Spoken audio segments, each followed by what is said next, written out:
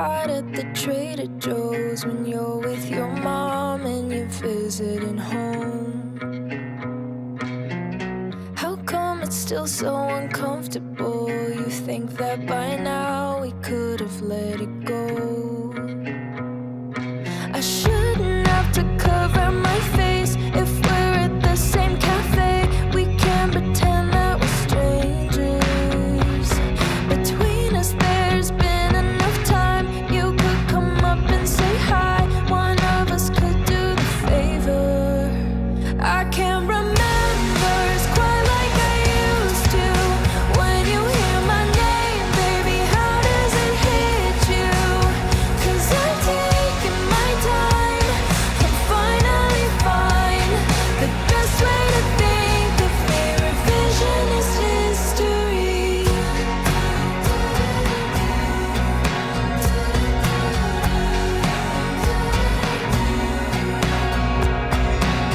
When I come up in your therapy, how do you remember me?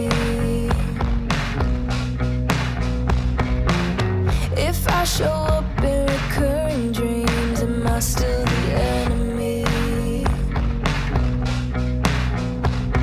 So do what you need to sleep fine. Even sensory right, the way it ended between us. I know I left you out to dry, but try to see me in a better light. I can't remember. It's quite like I used to. When you hear my name, baby, how does it hit you? 'Cause I'm taking my time. I'm finally fine. The best way to think of me, revisionist history.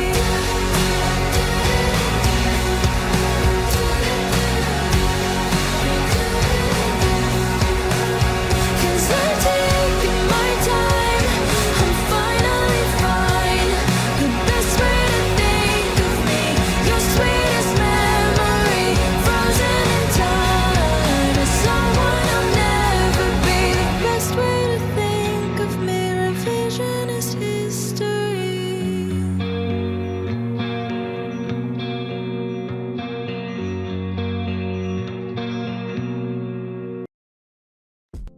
Peace, everyone, and welcome to Who's That Lady Music Show. I have with me the lovely Eva Rose, based down in Brooklyn, wonderful music artist, who here to share her time to talk about her latest album. Welcome to the show. Thank you so much for having me. Happy to be here.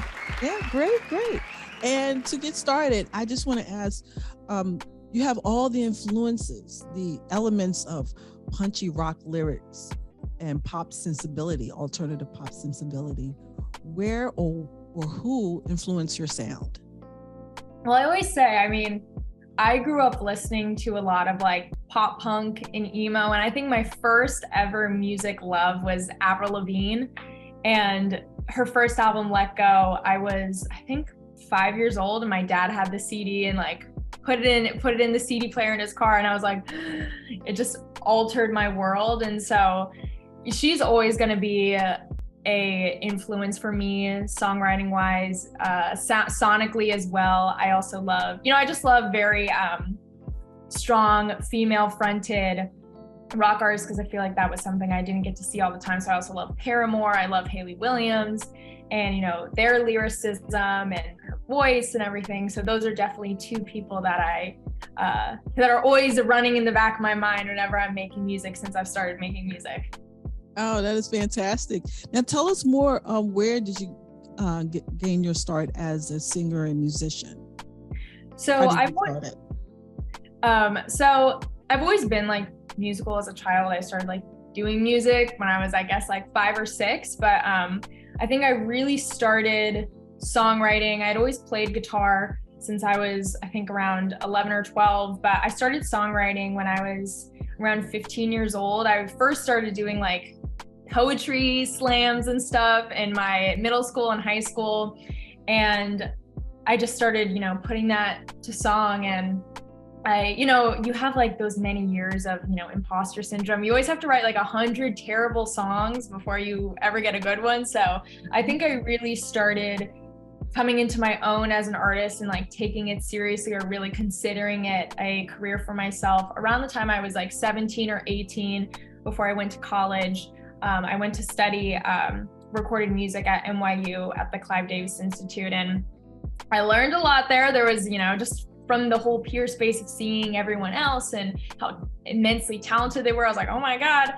And I was a songwriter primarily for like 2 years, just working with other, pop artists in New York and LA. I'm from LA originally, and then coming into my own as a recording artist in my own right. That was kind of like a little happy accident that happened over the pandemic when I was working with my main collaborator and now producer, Dominic Florio. We always wrote together, and then he's like, let's write something for you. And I was like, okay, I have this idea. And and it kind of started from there, from 2020 onwards. That was a very long answer. I hope that was okay. But no, that's fine. That's fine. I am very curious though. On your TikTok page, you refer yourself as the sad girl indie pop. What's the meaning behind that statement? I think you're sad. I think the joke, there's like this running joke, I think, within, specifically music community, the culture of whenever there's a girl with a guitar, people are like, it's sad girl music, it's sad girl indie pop music. I don't consider myself, honestly, to be sad girl. I think I lean more angsty than sad, but I think it's just people want to know, oh, what kind of music do you make? And you're like, I don't know, sad girl indie pop, and they immediately know like, oh, the Phoebe Bridgers, the Holly Humberstone, it's like the quick catch-all phrase for it. So I kind of use that. I feel like, especially on the internet, people have you need the quick phrases for them to have an easy reference. So I kind of use that a little bit as a joke, because anyone who knows me, even when I'm in a songwriting session and I'm writing for my own project, my producer Dom always makes a joke of, even when we're writing a more like emotionally intense song or a sad song, I'm like laughing the whole time. I'm like, this is so funny, ha ha ha ha ha. Like I think it's kind of a little bit of a joke. It's poking fun at the trope a little bit. Got it. Cause I was like, no. After listening to your EP, I was like, I'm gonna go back and change it now. I'll be like, gotta fix it. It's sad. Now, speaking of your songwriting game and your singing game, what usually comes first, the lyrics or the music when you're creating? It happens differently every time. I think for me, I have, a running notes app of song ideas. For me, it's always the concept comes first. If I read a sentence in a book or I'm reflecting on something, I'm like, oh, that's an idea that I really want to explore. So I write it down, and then, sometimes I grapple with, I'm like, what's more important? Is it the lyrics or is it the melody? Because, sometimes it's so frustrating when you have such a good lyric and the melodies are not clicking for it. Or vice versa, you have such a good melody, but the lyrics are just not matching the energy. But I think I'm a storyteller, like, first and foremost. I know that sounds super, look at me, but I think lyrics for me above all are so important for me, and I think that's why I love collaborating so much. I used to be super precious about my music, and I used to write solo all the time, and then since finding like amazing collaborators, I think that's where we can have the tug and pull, where I'm stronger on the melodies here or stronger on the lyrics, and they cover the other end, and we come together and make something hopefully great. So yeah, and which is a great thing. Now, describe your creative process behind your song Happy Belated and your latest single, Final Girl. Yeah, so Happy Belated, kind of funny because it all happened so quickly. I was on the train to my session with Dom, and I was thinking, I was like, oh my God, I think I just forgot something. Like, I'm a Virgo, I need to have everything organized. I need to, make sure I have all my ducks in a row and nothing's forgotten. I was like, I think I forgot something, I don't know. And then I realized, I looked at my calendar and my ex's birthday was the day before. And I'm a person who I remember everyone's birthday. Of course, I'm an astrology girl. I know everyone's birthday. I always have it in my calendar. And we had obviously since broken up for a while. And I had always, whenever an ex's birthday or an old friend or someone's, birthday's around the corner, they suddenly become more hyper aware, more in the forefront of your mind, or at least for me, because I'm a very nostalgic person. And I was like, oh my gosh, like, I can't believe I forgot that, but it was kind of freeing. And so I wrote the line "Happy Belated" in my phone. And I went to the session and I was like, Dom, I have this idea. He, funny enough, also had an idea, which was for this song that was my first single from this project, which was "Waiting for Saturn," which he wrote on the same day. And yeah, and "Happy Belated," I think we wrote that in like 40 minutes, which is a short time to write a song. Usually it takes like 3 to 5 hours. And just, he started playing the riff on the guitar, and I just started saying, I don't know what to say, wouldn't know what to write. And it just kind of like went from there.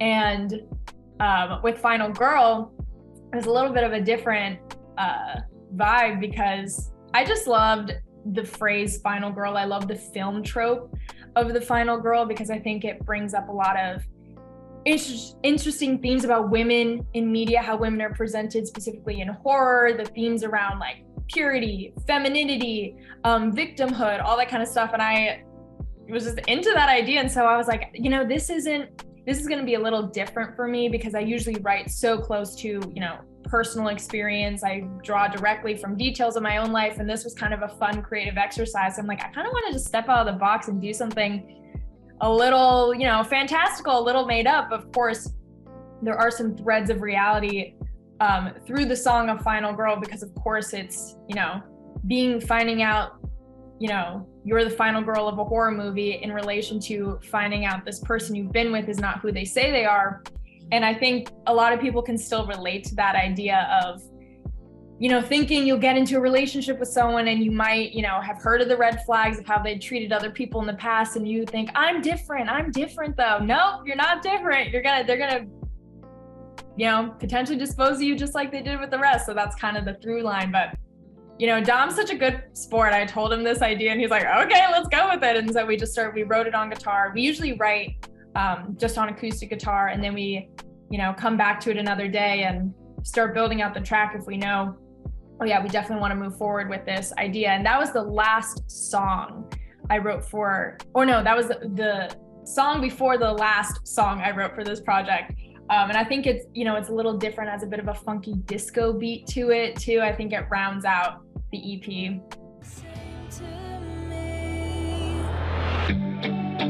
Happy belated, yeah, I debated saying anything to you. It came and went by, guess that's a good sign. I'm over it, oh, so happy belated. I know you get me in a thriller. You're the killer, baby. And I've seen the ending.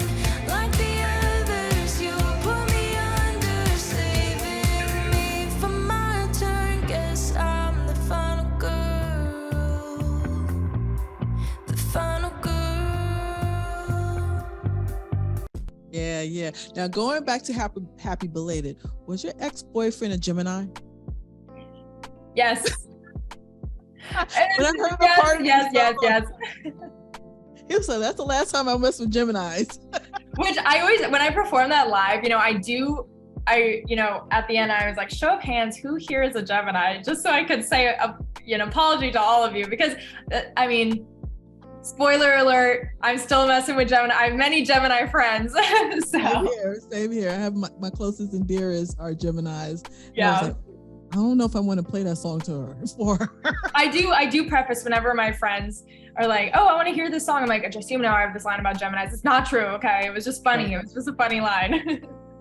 That was a very funny line. I cracked up when I heard that part. I was like, I almost spit out my drink. I was like, oh my goodness. No, she didn't say that. That is so funny. Now segue into your current album, Everything You Wish For. I love the title. Thank you. tell me a little bit more the concept behind the album itself. So when I was thinking of, it was funny, when I decided, okay, this is going to be a project, these are going to be, you know, all these songs together. And I was thinking of, you know, the through line, because when I released a previous EP, the EP was called Out of Lies, which was the name of the first single. And I felt like this time around, I wanted to be very intentional with the story. And I feel like the through line and the theme of this was kind of this, each of the songs are kind of like little vignettes of desiring something specifically that might feel out of reach. For example, the first song on the EP is called I Don't Care, which, spoiler alert, I do care. It's about wishing for karma to take, you know, to run its course for someone, even though you cannot necessarily do anything about that. Happy Belated, the title came from the line in Happy Belated, I hope you get everything that you wish for. You know, quite literally wishing someone well, even if you have a bit of a checkered past with them. Centerfold is a song, you know, more about body image and beauty standards and wishing for perfection, yet realizing that it's not all it's cracked up to be, even if you feel like you've attained the things you wanted. Final Girl is more so like wishing for a different end, wishing for, you know, how to get out of this situation and make it out. And then fifth song, Projector, is about wishing for someone to be who you thought they were going to be, and kind of that whole veneer and facade washing away. And then the final song, Revisionist History, is about, you know, wishing to make amends and wishing to go back and change the past in some way. So it's kind of, that was like when I was thinking of like what connects all these songs, I was like, oh, well, you know, unintentionally this, you know, theme kind of came through. And then creatively, you know, when I was working on putting together the shoot for all the promotional materials, you know, my cousin does the artwork. And and when we were brainstorming the artwork, I had the idea, I'm like, oh, I want to be like a girl looking over the cake and the candles being blown out, and every little piece of that is going to be for a single. And then I felt like the theme came with it anyways. And like you know, was standing over the cake, and that's when you make a wish for the next year. And so I feel like it all kind of came together before I realized what it was going to be. And so then when I was like, oh, it should be called this, when I was going through the lyrics of all the songs, I'm like, oh, what else would it be called besides Everything You Wish For? So that's how that all came to be.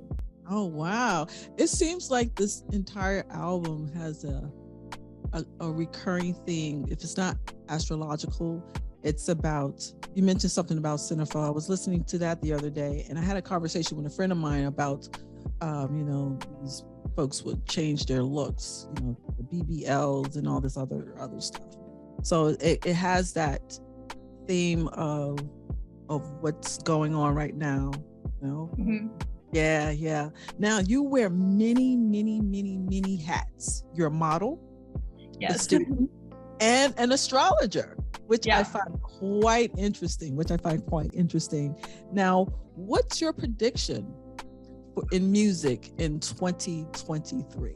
I know I'm just throwing that out there. Ooh, my prediction, like in terms of planetary transits prediction, or just for trends and themes in general? Either way.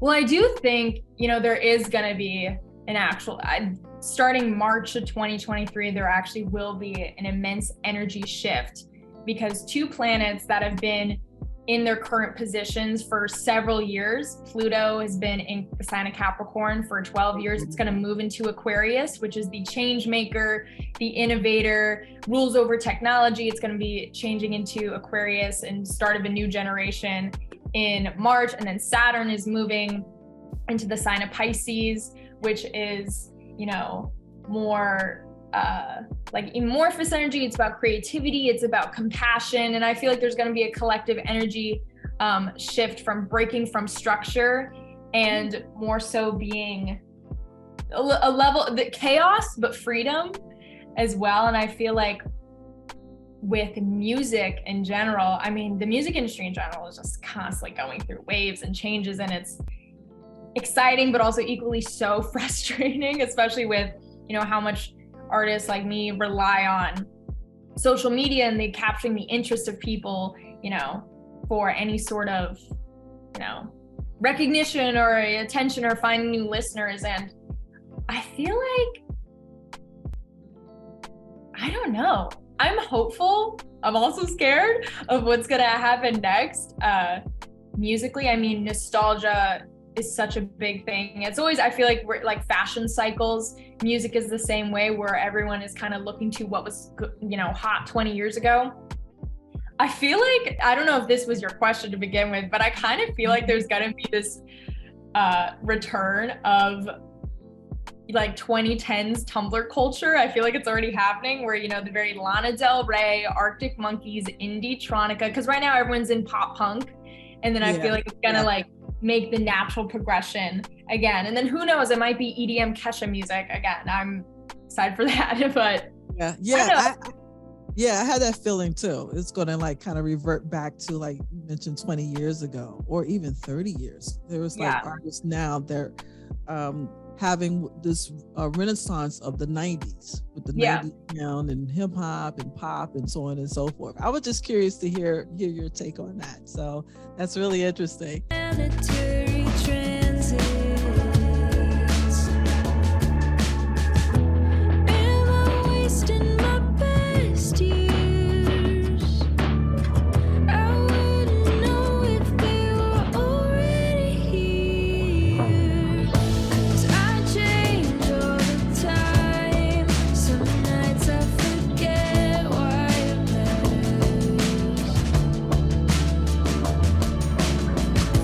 Watching stars align. Guess I'm just waiting for Saturn. Waiting for Saturn. And my other question is, what do your fans and listeners take away from your music? What message that you want to send to them? I think the message that I always try to put forth in my music is I think I never want to tell people how to feel about the music. I think the first and foremost, my desire is for people to feel seen within my music, for people to be able to put themselves into the music. That's why I like to write, even though through hyper specificity, you find like universality in a way. Mm-hmm. And I feel like I love, getting DMs from people saying like, oh my God, this is exactly my situation. Oh my God, this exactly put to words what I was feeling the other day. And that's how I fell in love with music. That's why I wanted to become a songwriter, because I would be searching for, especially as a teenager, searching for, when you don't understand your own feelings and you're looking for someone to kind of tell you what it is that you're feeling, to diagnose the sensations you're having, what you're going through. I think at the end of the day, I want my listeners to feel like they're definitely not alone in whatever they're feeling. And there's almost a freedom in real life. I feel like sometimes feeling like what you're going through, you're the only person who's been through it, it's incredibly isolating. And as this might sound harsh, but one thing I learned is like, don't worry, you're not special. You're not special at all. We're all going through the same thing. And I want to find community. I feel like the astrology thing has really helped me, band together and find a community, like people who love astrology and also really love indie pop music and songwriting and storytelling. I'm like, oh yes, these are my folks. I love to continue to build this community. So I hope that answered your question. Yeah, that answered my question. That definitely answered that. If you had an opportunity to mentor emerging artists, what advice would you give them? Definitely collaborate, write with as many people as possible until you find like your tribe of people. I feel like whenever people have asked me, like, oh, I have this new artist and they're younger, they might be like 17, 18, 19, and I really want I want them to branch out, I want them to grow. What should I encourage them to do? I mean, I feel like I grew leaps and bounds when I started collaborating with people and finding my tribe of friends and collaborators. I feel like there's something so invaluable about learning how to collaborate and you learn so much about yourself and how you write. And through writing for other people, I discovered what mattered to me and what I wanted to write and how I wanted my music to sound and everything. And you just become a better writer. And I say that because I feel like a lot of songwriters, we're all so precious about our music. Like our music is our babies, and you're writing it alone in your room and you don't show anybody, and you don't want anyone, you're editing the same song for 6 months and just kind of like writing with new people. The first part is stepping into songwriting and music, going from being like a hobby or a pastime into a career, is treating it like a job and treating your art like this is work. I'm going to show up and I'm going to write, and I'm just going to write as much as possible and work with as many people as possible. So that would be my advice. That's a great advice. Collaboration is always key, because you never know. Sometimes you find that perfect when you're writing with someone or working with someone that way. Fun trivia question. If you could go inside the head of your favorite artists or producers to find out how they create your favorite album or songs, who would that be? Oh my gosh. I should have gave you the questions earlier, but I like to spring that on them just to... No, I like to be kept on my toes. Yeah. I always try to keep a mental list in my head of like, oh, those are songs I wish I wrote. And one answer for me, like one larger answer is, someone like Max Martin, who's just me as a, pop. I think, I'm an indie pop artist, but I love being just a pop writer. I love writing R&B. I love writing, even hyper pop music for different artists. I'm just like, how do you every time just manage to like make the hit? I feel that to me is like science. We study that in school, like the Max Martin melodic math. It's a whole thing. A different answer I have also is there's a song, a very popular Paramore song called Ain't It Fun, and that one like got me through the beginning of college, because the beginning of college I moved from LA to New York, and it was such a culture shift, and I was like, oh my gosh. And Ain't It Fun, living in the real world, like I just thought that song to me means so much. And the gospel choir in the back, and I would just love to sit down like, oh my gosh, like I would love to know the process of creating a song, this concept. It's so universal. Don't go crying to your mama. That song gets me, it'll do it for me every time. And that might be a basic answer, but that's one song I'm like, oh, I want a whole deep dive on that song. And I want to know like how it came to be, what inspired it, how you brought everything together, the choir. It's so good. It's so good. It's so cathartic. Oh, that's great. That's perfect. That's perfect right there. Now, where can music lover find you online? And also, are there any shows coming up? So anyone can find me, Eva Rose, EVA-ROSE, on all streaming platforms. My Instagram, Eva H Rose. I like to post updates there. Of course, if anyone likes astrology stuff, Eva the Virgo on TikTok. I don't have any current shows coming up that are yet confirmed, but I'm definitely hoping to do a ton of shows for sure at the start of 2023 in the New York area, and potentially West Coast, maybe going to LA. If I will happily take suggestions for anyone of where I should go. If there are people who will come and listen to me play music, I will be there and be happy to be there. So yeah. And finally, in 2 words, describe your sound.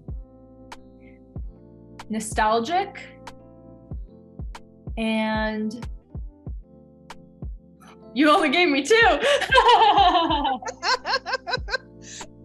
Originally, I had 1 word, but I had to expand it. I would definitely say nostalgic, and also ethereal is a word I like to use. I feel like it's ethereal, cosmic. Yeah. And also, I feel like it's kind of, I love music that reminds me of music I listened to when I was a kid. So that's where I pull my inspiration from. Oh man. Eva Rose, thank you so much again appearing on Who's That Lady Music Show. You're a wonderful guest.